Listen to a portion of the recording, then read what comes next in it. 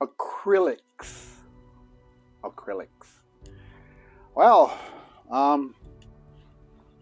we're going to be discussing acrylics, the medium of acrylics in this episode.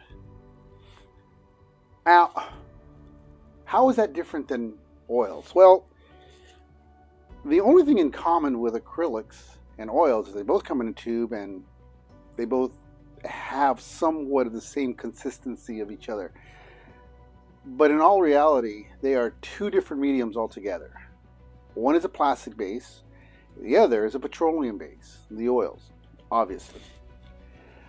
So to kind of go into the idea that acrylic is like oil is a total misconception. Don't put yourself into that trap where you think, oh, okay, well, oils are a lot like acrylics. They're not. You have to understand that they are two totally mediums altogether. One is water-based, the other is an oil-based. One is petroleum, the other one is plastic. And keep in mind, acrylics hasn't been around as long as oils have. And we're going to go into that, and we're going to talk about that in this episode. So, actually, acrylics can help you eventually get used to using that kind of medium into the oils, because when we get into the next episode of oils, you're going to see there's a lot more, and in fact we may even have to do 2 episodes for acrylics, or excuse me, for oils, because there is so much involved with oils. It's not just the terpenoid or turpentine and the paint itself. There are linseed oils, there are all kinds of different factors that go into these kind of paint glazes and everything else. So we'll go into that later. But this is the beginning introduction to acrylics and how to use those. We're going to go into a little bit of the history of that and talk a little bit about who invented the acrylics and where to get your best acrylics. Definitely not from China. No, you want to keep away from all of that. You want to stay away from anything made in China.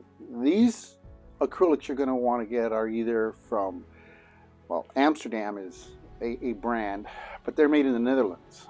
There are some made in France, and I believe there are some made in Italy, but you want to get some of the ones that are made in Europe. The Liquitex, for instance, I'll be talking about that, is actually developed in the United States and then shipped to France.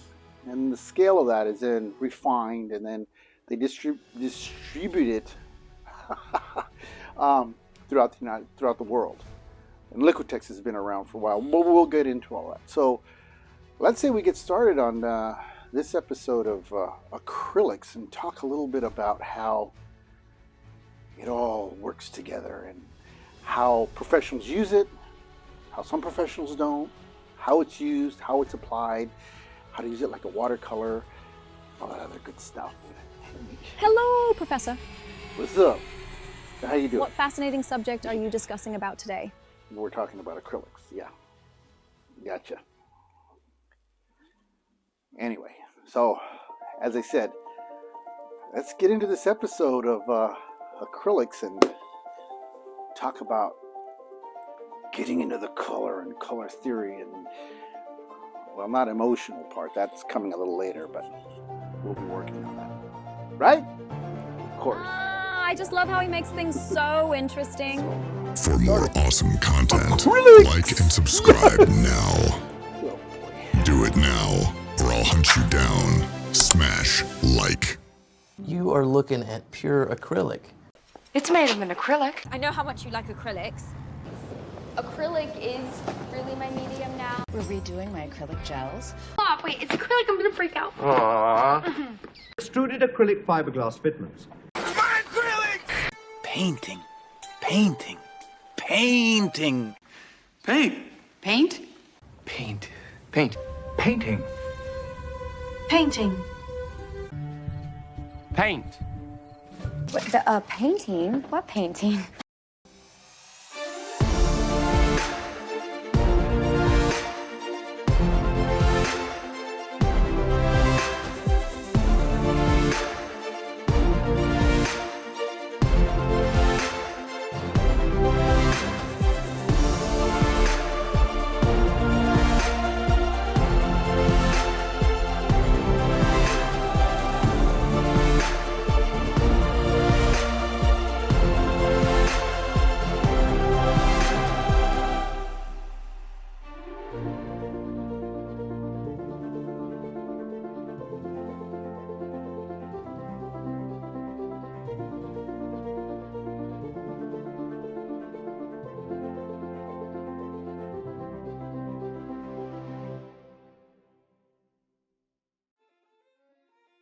Well, acrylics. Well, let's get into the history of it. I know that sounds a little boring, but we got to know a little bit about it. In actuality, you probably haven't even really known that much about it. Relatively speaking, it's a new medium. It really is. It was first developed back in 1934. It's coming up on its century mark pretty soon. On 2034, it'll be 100 years old. It was invented by this German chemist, Otto Rohm. Well, Otto was a chemist, and he came up with the acrylic formula. Keep in mind, too, acrylic isn't just in paints. Acrylic is used in plexiglass, it's used in a lot of tiles, it's used on countertops, fingernails. The formula acrylic has many different applications, but in the area that we're working on is we're working on paint. Now, the one thing I have to let you know is that a lot of beginners or a lot of young students think that acrylics are similar to oils, and they're not.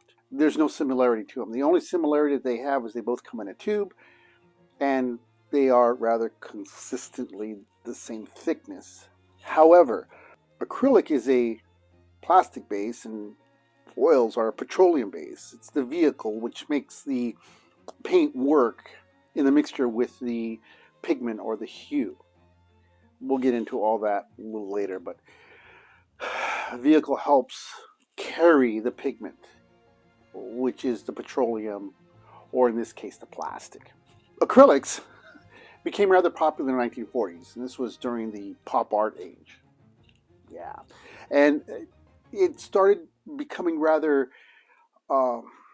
real useful for the new artists that were coming out, because it was a water base. It was easy to clean up with soap and water. It had a consistency of being thick, but you were also able to utilize that as a watercolor. You can still do that. Break it down and just into a wash and still use that. And it has, like I said, it's a plastic base, so it becomes permanent. If you get it on your clothes, you need to wash that out right away, because if you let it dry, it's in there. It's done. It's a done deal. It also became rather popular in the 1960s during the modernist period, and it was used quite a bit. However, at the very beginning of acrylic, it kind of got a bad reputation. Keep in mind, like I said, it was in the pop art, so it became a really big phenomenon, and it just boomed, and museums bought artworks from different artists, and it became rather big. Well, about 20 years later, because acrylic was at its new stage, it started peeling off the canvases, and it was flaking, and so these works were falling apart. There isn't much of that happening now, because I said acrylics now have really changed. The question now is, do professionals use acrylics like they use oils? If you're thinking of oils like in the impasto style, not that much. Here's the reason why. Acrylic, as I said, is a plastic base. Now, if you have an acrylic on a pellet and you go to wash it off, you soak it under hot water, it'll actually peel off and it becomes rather rubbery. Well, keep in mind that when you lay a wet acrylic on top of a dry acrylic, it doesn't really adhere very well. There's not that cohesiveness as you would in oils. Oils, you could paint on top of a dry oil and it will still adhere. Because keep in mind, oils take about 500 years to dry. Yeah, I mean, molecularly it's still wet, so there's still some continuity that can be laid in. So really a lot of Rembrandt's paintings are still wet. Paintings that were in the 1500s, they're barely drying out now. So yeah, it takes a long time for oils to dry out their viscosity, and you can work with them much more. Whereas acrylic tends to be dry, it dries quicker, and so it doesn't adhere as well. Now here's the other thing. In acrylic, it's used really well in airbrush.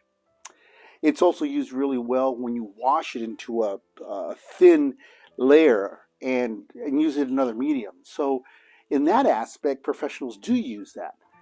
My professor, who was actually my mentor, Professor Richard Phelps, he used exclusively acrylics, but he used them all in one shot when he poured his paint. He used a style that was of an abstract and kind of like you would look at it and you could see a landscape, but it was still abstract style. Really had a fascination of his work. I was hoping that one day I would be able to get one, but oh well. Doesn't matter, not here nor there. But anyway, so acrylics can be used in that type of field in itself. But again, keeping in mind that there are different ways to use acrylics, there's different ways to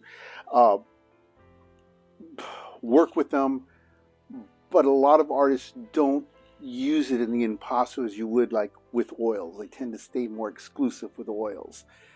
Oils have been around since about the 7th century, but they didn't become popular until about the 1500s or 15th century or the 1400s, and then they really started coloring. As a matter of fact, Van Eyck, he develops his own oils, and they started developing. But that's a whole different aspect, and we'll talk about that later. All right, so what type of oils, or excuse me, acrylics should you purchase as an artist? Well, here's the thing that I would suggest. Don't buy the student grade or the basics. Now, there are quite a few brands. For instance, Liquitex. Liquitex has been around for a while now. It's manufactured here in the United States. It is broken down, it's developed, and then it's shipped to France, Le Mans, France, where they actually refine it into batches, and then they're shipped all over the world. Now, Liquitex does not have a series set like you would have, such as Golden or even Amsterdam. Those two are also another really good paint too. Golden, for instance, has a series, and it goes from series 1 to series 9. So now this is what you want to look for in paint. And I talked about this earlier. Golden tends to be a little bit more for the professional side. So if you're just starting off, I would strongly recommend to stay with Liquitex. Now, there is another paint, and I utilized that here when I was demonstrating, and it's called Master's Touch. It's from Hobby Lobby, but again, it's made in China. And again, look, the paints that are developed in Europe have been around, and they've really refined the pigment, they've refined the vehicle, the brightness, the warmth and temperature of all these paints. When you start looking at things that are made in China, it's more mass-produced. They're just trying to produce that color and get it out. So what's the bottom line? Well, the bottom line is it's not going to, you're not going to see much at the beginning, but after the paint dries, it tends to fade or shift in its color. And that's the reason why you have these series. Well, let me back up. When we talk about, here's another chart for Amsterdam. Amsterdam only has 2 series. They have the basic, and then not the basic, but they have the standard, and then they has the second series formulated for the pretty much the intermediate painter. But Golden, however, goes into, as I've shown you here, it goes into series 1 to series 9. And those start to get much more expensive. So what's the difference with the series?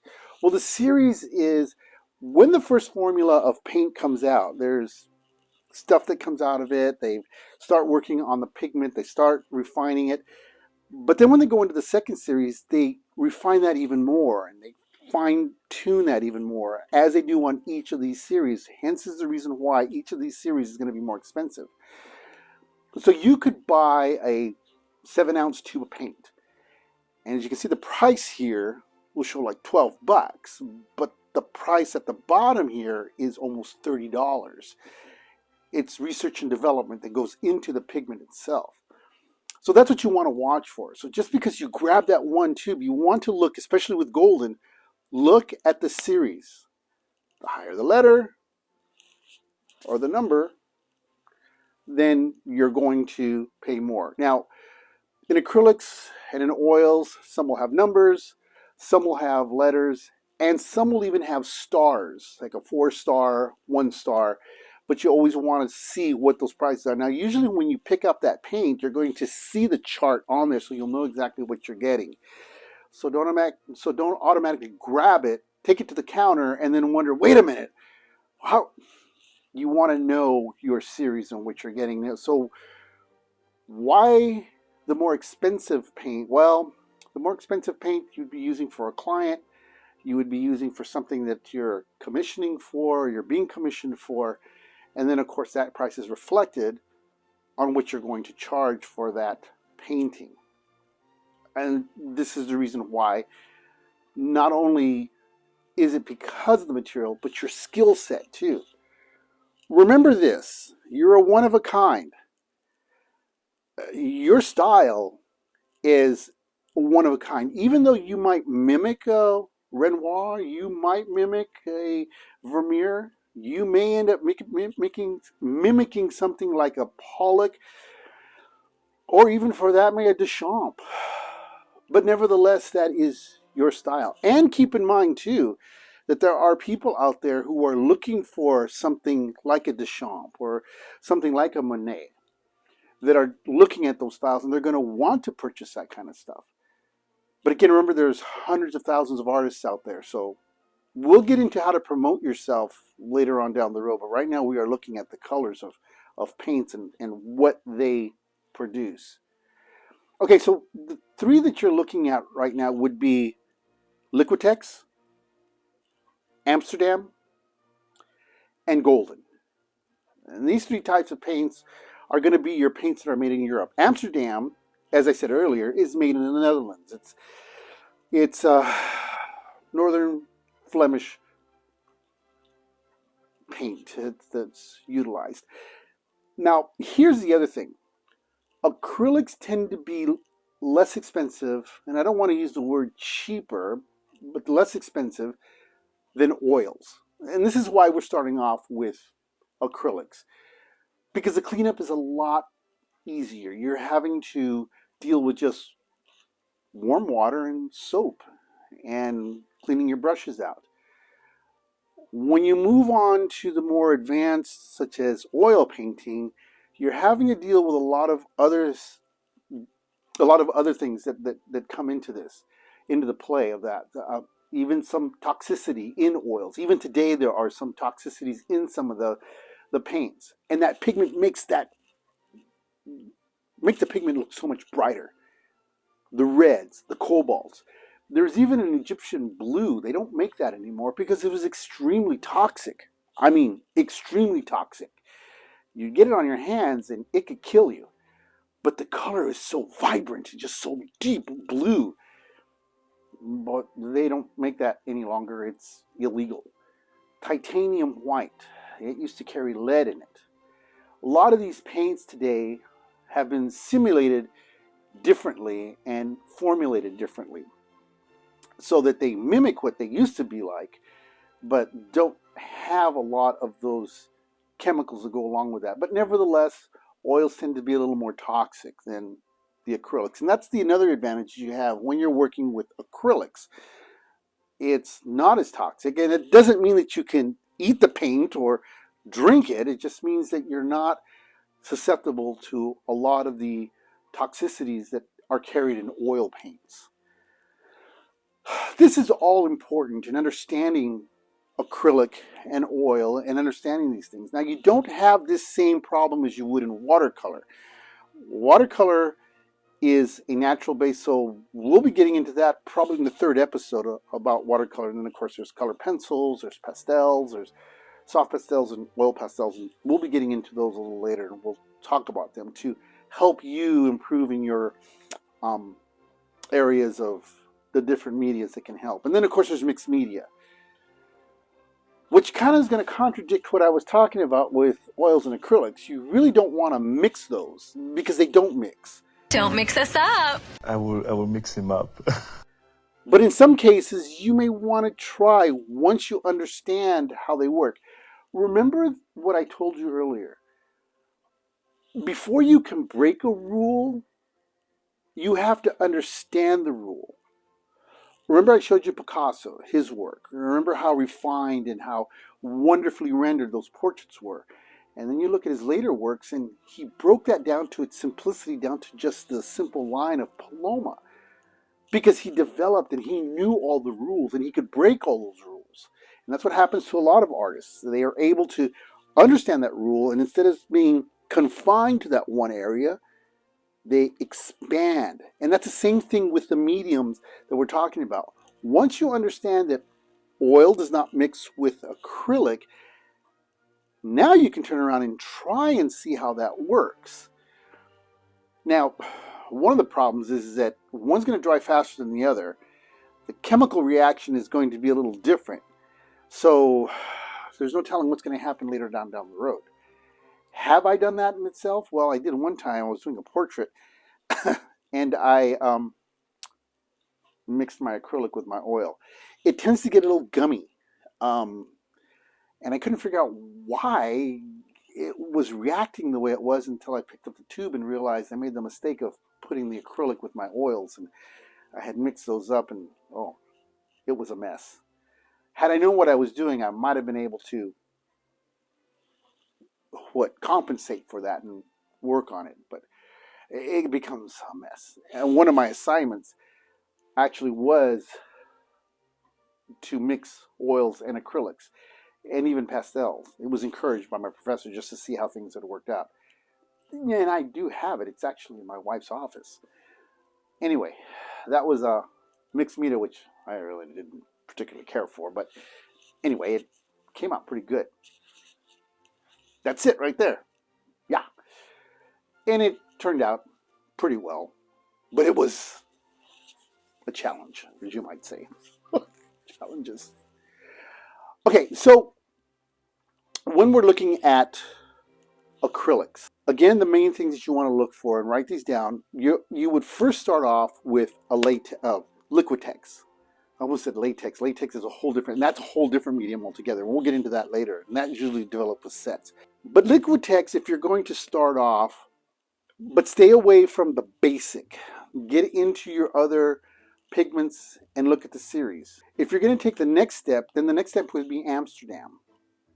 And then you would want to develop from that, and then from the next one after that is going to be the golden. And that's going to be more of your top of the line. Now, some of these paints you're going to have to order or special order them. Blick, for instance, will carry this kind of product. You may have to mail order that. Now, you're not going to find it at Hobby Lobby. The only thing Hobby Lobby carries is Master's Touch. And again, it's not made in Europe. So look at the back. Look to see where the product is made. It will say it's made in the Netherlands, made in France, made in the USA. Even the United States is painted much better than you would find in the Far East in China. It's just not going to be. If you're investing in yourself, that's basically what I would definitely say, not to jump into something like that, but stay in the European areas. That's where you want your paint. Old Holland. Now, that's an oil paint, and it's one of the more premier paints. We'll get into that, and that's, again, made in the Netherlands as well. So a lot of these other paints, Grumbacher, they've been around for a while, and they've really stood the test of time. All right, so here's what we're going to do. We're going to now kind of work on the viscosity of the paints and kind of work with them and mix them in the studio so you can kind of get an idea of what they look like and how they work together. Now, a lot of these times you're not going to be able to see a lot of that stuff. It's not in the paint that you're developing. It's later on down the road.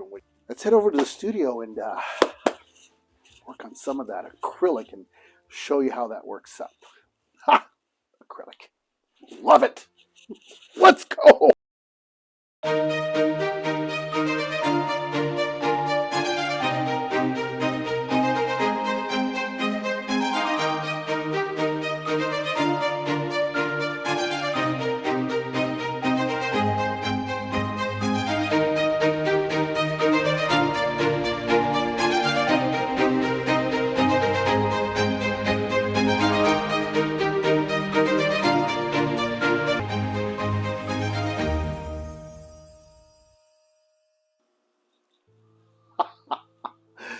Yeah. Acrylics. Well,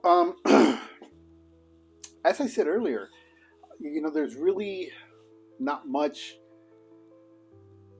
resemblance between acrylics and oils. We need to get that out of your head. So don't think, hey, I'm working with acrylics and it's like working with oils. No, oils has a whole different dynamic to it. So let's just try to get that out of your head and just think of acrylics as its own medium. It's just something completely different. I know they both come in a tube. They may look alike, but they're not. Okay, they are completely different. One of the obvious things, as I said earlier, acrylic is water-based, oil is petroleum-based. So you're going to be using two different types of cleaners. Well, that's one of the things that you're going to have. And then we'll go into the differences later. But right now we're working on acrylics. Now I'm going to work on this one here. And this has already was used back during the winter time, during Christmas. Well, we're still in winter, but we're coming up on spring.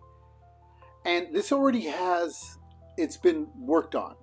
Now, remember when I said earlier that not all cases. So I don't want this to become a hasty generalization. It's not all cases. In some cases, you have acrylics that may not adhere and start to peel off. Now, if you look closely, you can see that this is a thin layer of acrylic. So it's adhered. You can see those, you can actually see the canvas still coming through on that. Unlike this, and you can see this has a little more impasto. So there's going to be more distance between the canvas and the fresh paint put on it, because now you're going to have the layer of acrylic on that. And not always, but in some cases it may peel off of the old acrylic. It might. There's a possibility. I'm not saying it's going to, I'm not saying it will, but there's that chance of it happening. And that's the reason why acrylics can be rather temperamental. And when you're painting, you generally want to do it all in one sitting, unless you have a retardant that slows the acrylic down. And they do make retardants that slow the acrylic down so that you can still work with it while it's wet. That is also used really well if you're going to want to move into the oil, so that you can get an idea how to work with oils and how to work with wet on wet paint. That is not something that Bob Ross actually thought of, or even his predecessor.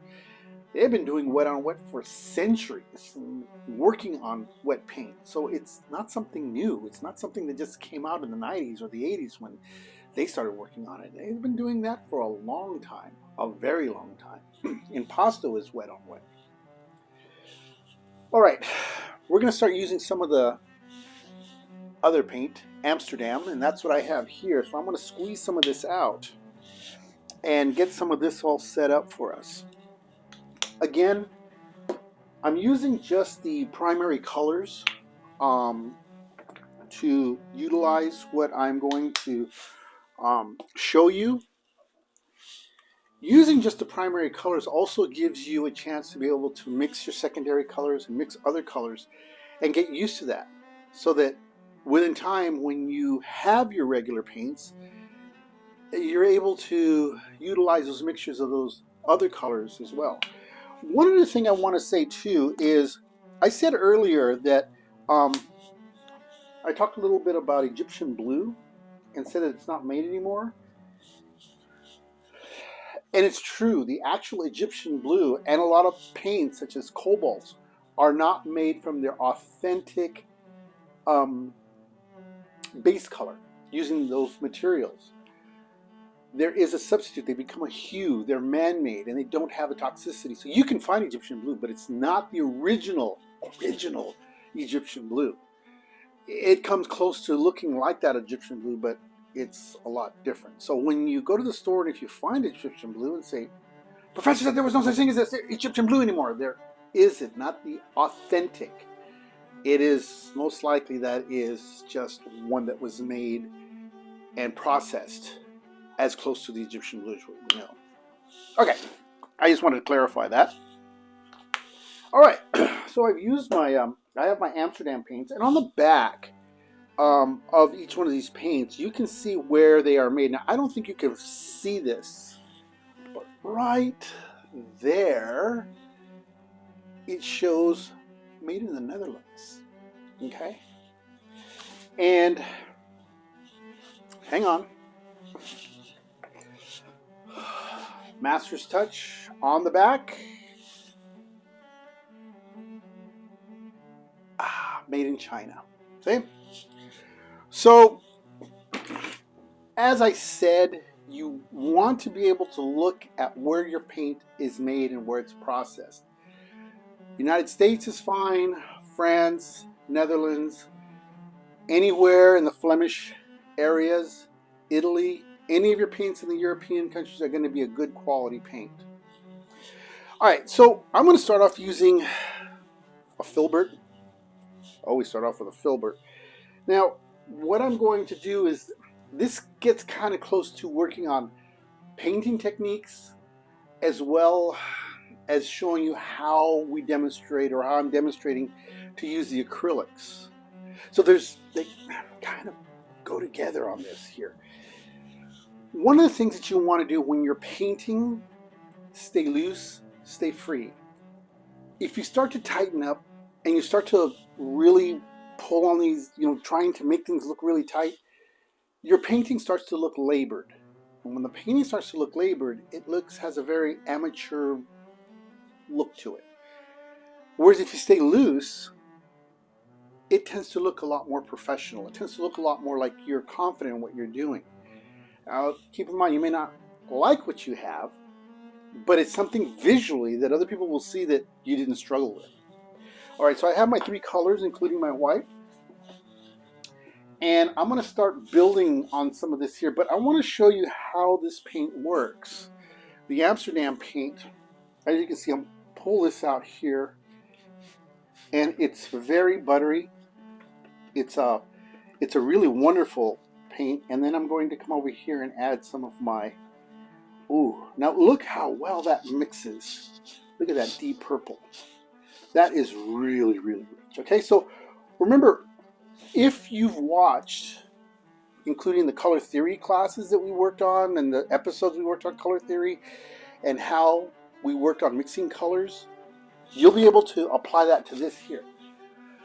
All right, so what we have here is, I'm going to add a little more red because we've still got a little bit of blue in here.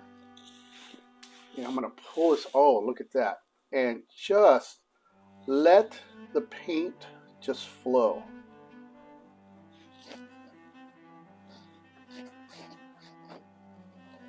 And just let it ride. Now already, as I'm painting on this here, it is already starting to dry. This would not happen with oils. And I'm going to bring this around here to pull that in the back. And I can start blending this up.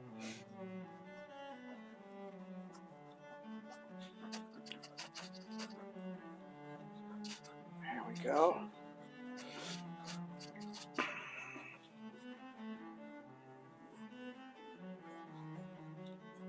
And I'm going to go over this line that I've created, a string of some sort here. Alright, and now I'm going to start pulling in some reds here. And you can see now I'm actually mixing on the canvas. And I'm mixing my colors. And you can do that as well too, working with your acrylics and getting this color to paint really well. And you can feel the smooth and how the paintbrush is leaving the paint on the canvas. Again, I'm using a natural brush here, so that is also helping me to put the paint and lay it on there, and it stays. Alright, now I'm going to come in with some white. Pull this up. You can see now you can see the blue has taken over here, but I am still just blending this out, and you can see how I handle this. And I'm staying loose. Stay loose on your work. Don't try to tighten up right away. Just let things just fly around. This is a time where I would say with your acrylics, you have fun with this. You're just blending, and then of course I'm stepping back. I'm not sitting here doing this. I'm staying back from my work. All right, what I'm going to do is I'm going to pull in some reds. And I'll pull in some reds here, just like this. And pull some reds around here like this. But already you can see how the paint is working and how it's just not sliding, but just blending, and it just feels so good. Now I'm working with something very basic here, just like this, so that you can get an idea of how I'm tightening things up and how I'm making it work. And you can see how working with acrylics, and it's also drying, and that's the advantage with the acrylics. It's almost ready for me now to start working on another layer and to start building on that. If I'm working on something that's a little, in a rush, not a rush. If I want to get something where I'm really working on, where I want to be able to work on colors and blend them and then have them dry right away, acrylics is marvelous for this. You can't do this with oils. That's why oils takes a little longer and a little practice and patience to work with it. And this is why I say they're not alike. All right, let's keep working on this here a little bit.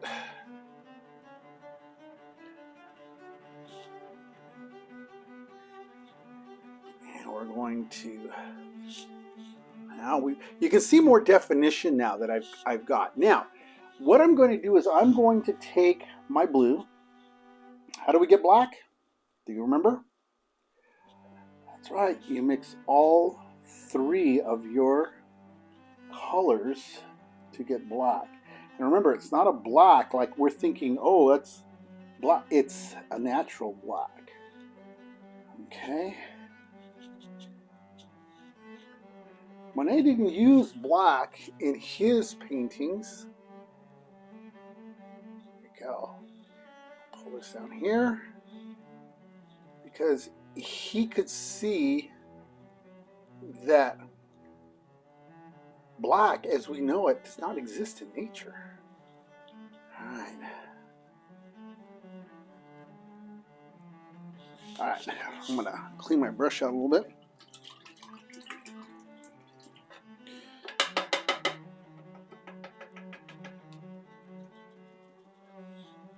Now, if I really want to get to make these look like chrome, watch.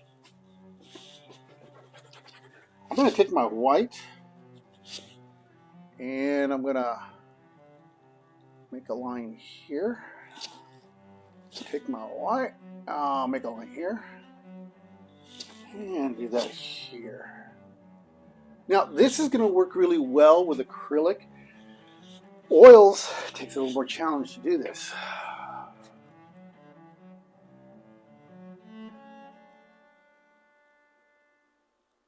Pull this up. And I'll pull this up. And I'll pull this one up. A little more white here.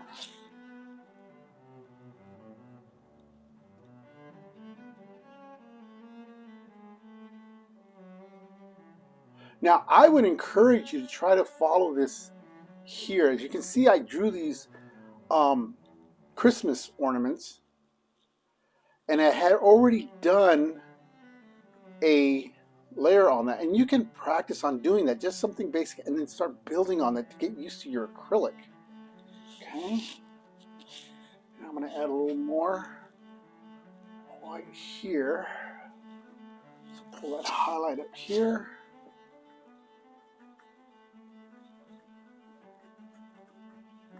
Right here. And I'm going to get a light in between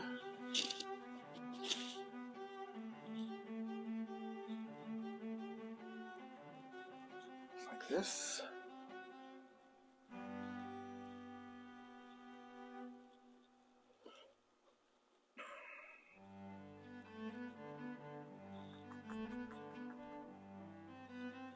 And we're going to pull my colors right up here. There we go. Now they tend to look a little more polished. And I'm also leaving a lot of the stroke marks on here as well. Okay? See how that works? That looking pretty good, huh? You like that? Alright. Now, what I can do, because of the fact that I'm using acrylics, I can keep building on this, and already some of these areas are kind of dry, and I just have to layer up more highlights onto this, which will allow me to work on this. Working with oils, I'd have to wait a little longer, or I would have to blend these and build slowly and walk away from it and come back. All right. Now, when you're working, even myself, I step back and look at my work. Yes. All right. So you can see how it's coming along. I love the shadow under here that's casting off of this here. Now, I'm using just one basic color. If I really wanted to, I could, this would be more into painting techniques. I could do 3 different colors, and then the light would be reflecting off of this here. It would make it look more dynamic, but we'll do that in painting techniques. Right now, I'm just showing you how to handle and how to work with acrylic. That's the whole idea behind this here. All right. All right. Let's pull a little highlight here. Up, boom. There we go. A little highlight here. A little highlight there. Whoa. All right. And we'll pull this here like this. Well, you're probably asking, well, Professor, what about all of this area here? Well, I'm actually going to leave that there. It tends to make it look more dynamic. It looks so more exciting. I know. Some of you out there want to look so refined, the line perfect. Again, painting techniques. We'll show you how to do that. I will. Who's we? Me. I will show you how I work on that if you're really wanting to work tight. But this here helps you to be able to work on being loose. Being loose will eventually, as you keep working and you're more relaxed with it, believe it or not, your work starts to tighten up. It will. It will start to tighten up eventually. All right, I'm going to bring some highlights on this side. And I'm going to pull this here, and here like this. Yeah.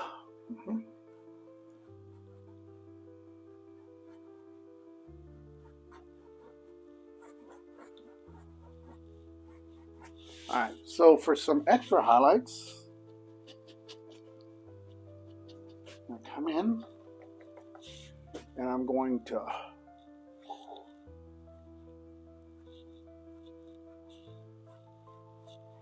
just like that, huh?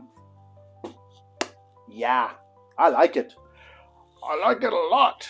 All right, so now I'm going to come back to my black, mix a little bit more. As I'm doing here,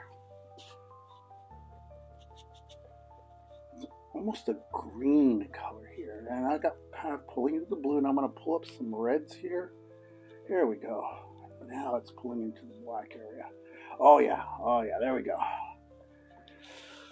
When you're mixing your colors, it's almost like steering a car, or better yet, a boat, or even a plane. If you've ever flown a plane, which you probably haven't, you have no ground, so the plane, you have to know how to move it from doing this and this. A boat in the water tends to pitch and yaw. Cars are easier because it's on the ground, but paint is a lot like that. You can kind of move it in one direction. You got a little bit too much yellow, you got too much green, or you have too much orange, and you have to pull that back a little bit. You have to add a little more blue in order to pull that to neutralize it a little bit more, and that all comes together, okay? All right, we're going to add some darks here on this side and right over here like this. Boom. Hey, here we go. And that's kind of a quick way of working with your acrylics. And here's what I'm going to say. When you're working on this here, do just a rough sketch and play around using spheres, squares, cubes, triangles. Go back to what you did in the basics. Remember when we did that? We worked on those, on the cubes and squares. Do that. Play around with it and see what you have and get used to working with the material. That's what this is all about. All right. As always, may the Lord be with you. That's going to end this here. Next week, we're going to be working on oils. Ugh. That's going to be a different beast altogether. And again, these are just ideas of how to work with this. If you enjoy this, again, I'm going to encourage you, look for other tutorials. Look for people who are working on acrylics. Get inspired. Really, this is just your introduction to being able to utilize this stuff. But acrylics can be a lot of fun to work with. You can thin them out. You can get them down to a wash. You can build and play. If you want to stay on this episode for a while, stay on the acrylics. Go for it. All right, so that's going to end this edition or this episode of acrylics. And of course, working with your colors and playing with them, you can utilize that. Remember, go back to your color theory. Go back to what we were working with and play with those, and that'll all come together for you. So that's going to end this episode, as I said. Next week, we'll be talking about oils, and we may break that up into 2 episodes because it takes a lot to work on. So you take care, and we will see you on the next episode of Artifacts. Oils! That's going to be a tough one. Oh my God.